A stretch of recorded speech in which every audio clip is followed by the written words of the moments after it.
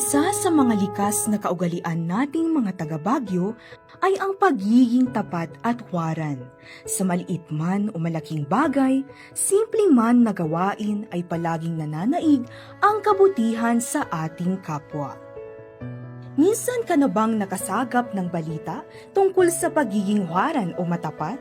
Kung hindi pa, tunghayan natin ang kwento ng 4 na magkakaibigang grade 10 student mula sa Pinsaw National High School na sina Jonren, Zypher, Warren, at Eric Stone na nagbalik ng pouch na naglalaman ng 98,000 pesos na sa murang edad ay kanilang ipinamalas ang pagiging tapat sa kapwa.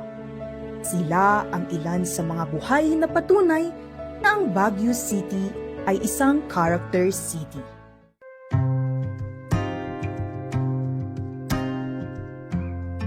Pero, kumusta na nga ba ang tinaguriang mga bayaning magkakaibigan? Ako po si Warren Boresfay at I am 15 years old po. Hindi sila naniniwala na kami yung bumalik na yan. Ako po pala si Zypher Chase sa Paon Pidao, 15 years old po. First time lang po kasi na may ganito sa amin. Ako pala si Jonren Gonnawa na 15 years old. Parang masaya po na kasi nai-inspire po sa amin na gusto kaming gayahin, ganun. Sa time ni Elrickson Oclayan Simon, I'm 17 years old. Kung ating pagmamasdang maigi, agad na nating mapapansin na masayahin at may kabutihang loob ang magkakaibigan. Naglalakad na po kami nun papunta sa NCIP po. Tas sa may parkingan po banda, may naapakan po yung isang kasama namin na wallet po. Kinuha niya po, tas ang alam po namin kasi dun, yung sinusunod namin yun yung may-ari. Naisip namin na i-surrender muna sa guard pero naisip din namin na baka hindi makuha ng may-ari. May school kasi kami, baka hanapin kami. Ayon naman kay Simon, ang binatilyong mismong nakapulot ng wallet, hindi nagdalawang isip ang 4 na magkakaibigan na isurrender ang nakitang pouch na naglalaman ng 98,000 pesos sa pinakamalapit na police station. Ada kasar-saro numi nga ko, taumot lang. Tapos itudmingay ko ma-joy guard ng pinanunot mi nga baka ko, alana. So nga, indulin mi. Napan-enjoy police station to, tas saktumot nga papang kami jay police station to. Nagtawag day teacher mi nga iyapan mi kano. The police station to the pouch.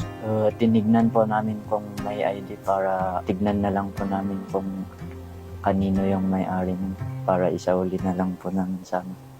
Nang papunta na ang magkakaibigan sa Police Station 2 para isurrender ang nakitang pera, nagkataon din namang papunta na si Mr. Hombre Bueno na siyang owner ng naturang pouch na naglalaman ng 98,000 pesos.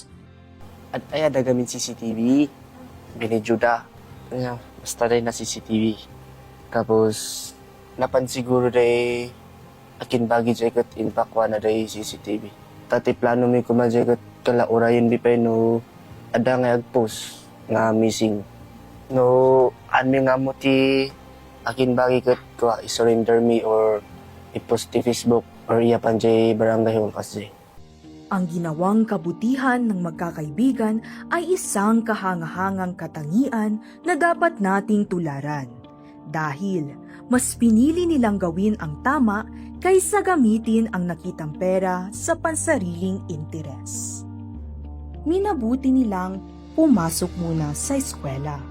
Ngunit, nang matapos ang kanilang klase at wala pa ring nakikitang lost and found post tungkol sa nawawalang pouch, nagdesisyon ang magkakaibigan na isurrender ang pera sa Police Station 2, base na rin sa payo ng kanilang TLE teacher.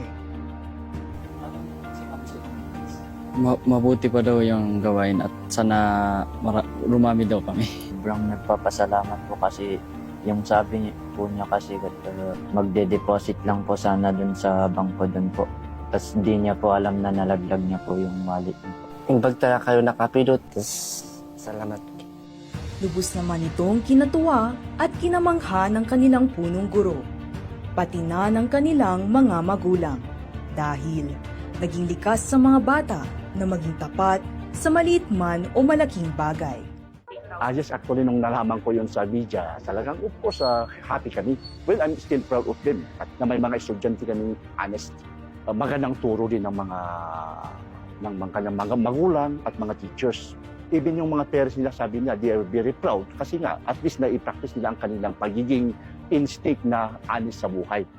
Atin namang alamin kung ano nga ba ang unang sumagi sa kanilang mga isipan. Kung bakit mas pinili nilang gawin ang tama. Mas magandang gumawa ng tama kaysa sa gumawa ng mali po. Yun po yung laging turo ng mga parents ko po. Yung hindi naman po yung talagang ginusto namin na kunin po. Kasi masyadong malaki tsaka naawa rin po kami kung sino yung may-ari. May tinuturo rin po kasing konsensya dun sa ESP namin. Moving ako pinagregatan dito tao, tas dakkalmit lang din nga cash. Kung hindi po sa'yo, wag pong kunin. Isauli po. Para lamang isang panaginip ang nangyari sa magkakaibigan.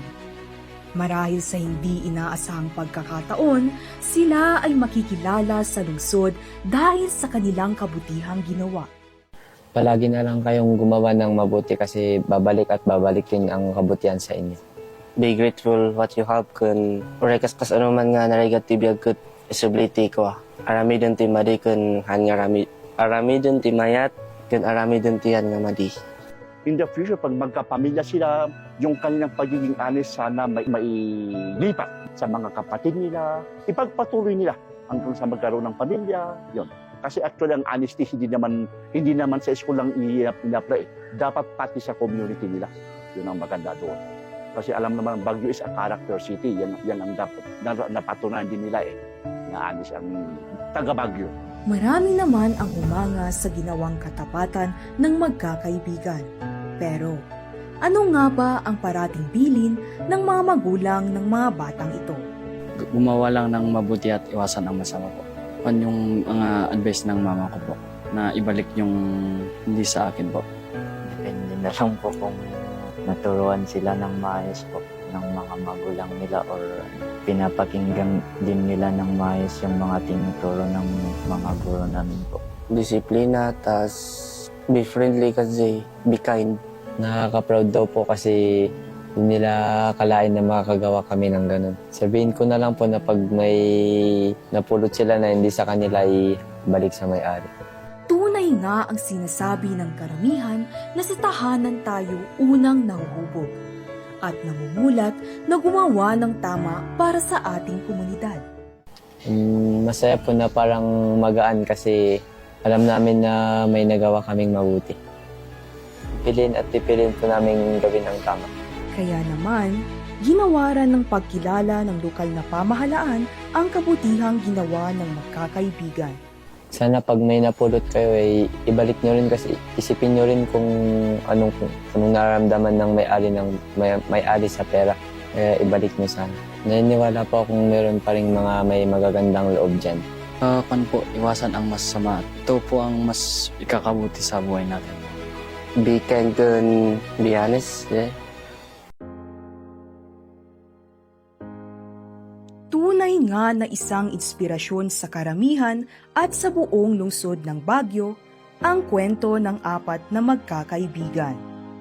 Patunay lamang ito na ang lungsod ay isang character city. Naway nagsilbi itong aral para sa ating lahat, na parating isaalang-alang ang kabutihan sa ating puso, isip at diwa.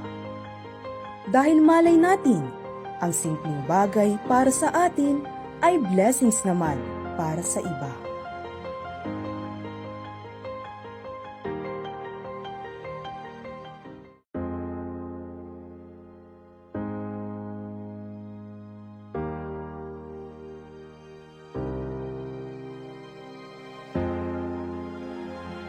Gusto ko pong makapagtapos ng pag-aaral para matulungan ko po yung mga parents ko po paglaki ko po. Para masuklian ko po yung mga binibigay nila sa akin. Naniniwala po akong meron pa rin mga may magagandang loob dyan.